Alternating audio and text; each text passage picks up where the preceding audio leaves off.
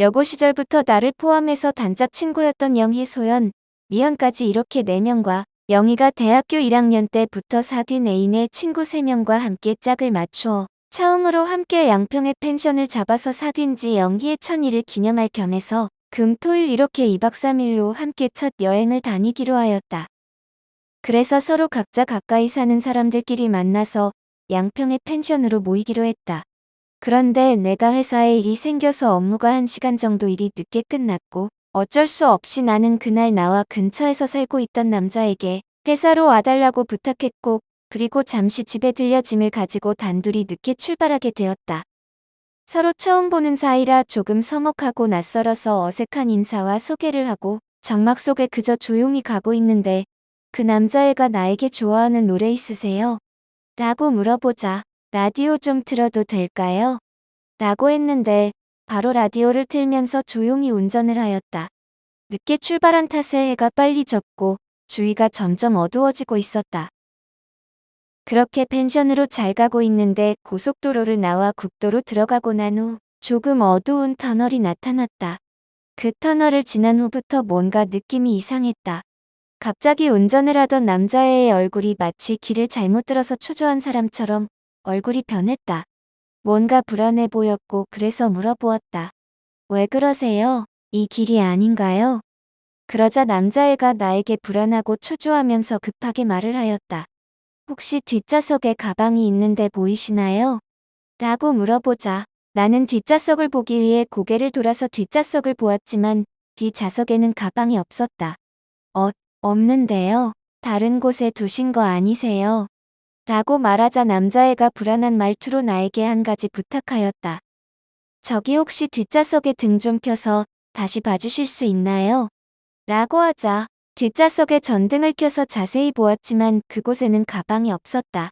그러는 사이에 친구에게 전화가 왔다. 어디쯤 왔는지를 물어보자.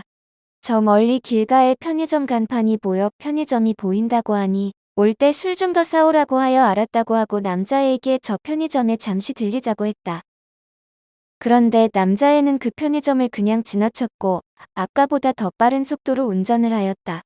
그 상황이 너무 이상하고 무서워서 남자애에게 왜 그러시냐고 물어보며 그의 얼굴을 보니 마치 무서운 것이라도 본 사람처럼 불안한 표정을 하고 있었다. 아무래도 이상하여 그 남자애에게 버럭 화를 내며 이렇게 말했다. 야, 정신 안 차려. 속도 줄여서 이 미치 새끼야. 그러면서 그 남자애의 볼을 강하게 꼬집었다. 그러자 그제서야 그 남자애는 속도를 줄였고 그리고 또 다른 편의점이 보이자 그제서야 그곳에 차를 세웠다. 나름 많이 놀란 나는 그 남자애에게 화를 내며 왜 그따위로 운전을 했냐고 물어보자. 그 남자애는 갑자기 차에서 내린 후에 편의점으로 달려갔다. 그 모습이 너무나도 어이가 없고 황당하여 나 역시 차에서 내려서 그 남자가 있는 편의점으로 들어가서 그 남자에게 다시 물어보려고 했는데 그 남자애는 친구에게 전화를 하고 있었다. 그 남자애는 전화를 마치고 나에게 혹시 차 운전할 줄 아느냐고 물어보았다. 그때 그 남자애의 표정은 너무나도 무서운 것을 본 사람처럼 불안했다.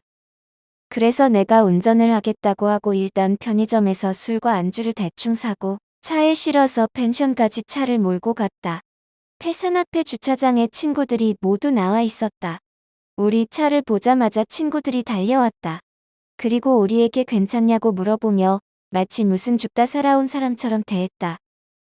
나와 함께 온 남자애는 친구에게 부축받으면서 펜션으로 들어갔다. 그렇게 모두가 방으로 들어와 거실에 모였고 그제서야 안정이 된 그 남자애는 아까의 상황을 모두에게 이야기해 주었다. 아까 터널을 지나자마자 백밀러로 뒤에 이상한 물체가 있는 것 같아서 쳐다보았는데 그곳에 웬 남자가 등산복 차림을 하고 가방을 앞에 메고 앉아 있었다고 했다. 그래서 잠시 후 것을 보나 보다 해서 다시 앞으로 보고 저 멀리 편의점이 보이자 그곳에 잠시 차를 세우려고 했는데 그 남자가 백밀러로 점점 가까이 다가왔다고 했다. 그래서 혹시 나만 보이는 것인가 싶어서 나에게 뒤에 가방이 있느냐고 물어보았다고 했다. 그리고 없다는 말에 차 안이 어두워서 헛것을 보이는 것인가 생각하여 내게 불을 켜달라고 부탁한 것이라고 했다. 그리고 불을 켰고 다시 뒤를 보니 그 남자가 사라졌다고 했다.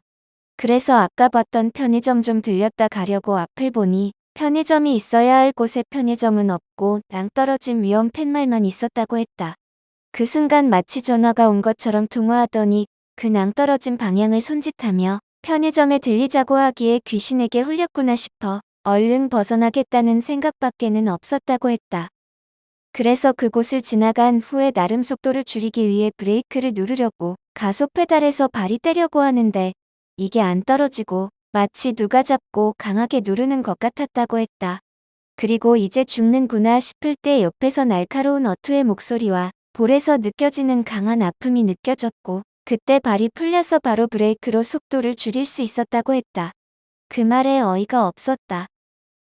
분명히 편의점이 있었고 일부러 속도를 냈다 했는데 남자애는 갑자기 나가서 차에 있는 블랙박스를 가지고 들어왔다. 그리고 TV로 연결하여 그 시간의 모습을 재생해 주었는데 친구와 통화하는 소리가 들려왔고 그 화면에는 편의점은 안 보이고 그 남자의 말처럼 낭떠러진 팻말과 위험이라는 글자 뒤로 산만 보였다. 그 장면이 지나가자마자 낯선의 목소리가 함께 녹음되어 있었다. 아씨 이 새끼 운이 좋네. 여자는 속였는데 히히 히.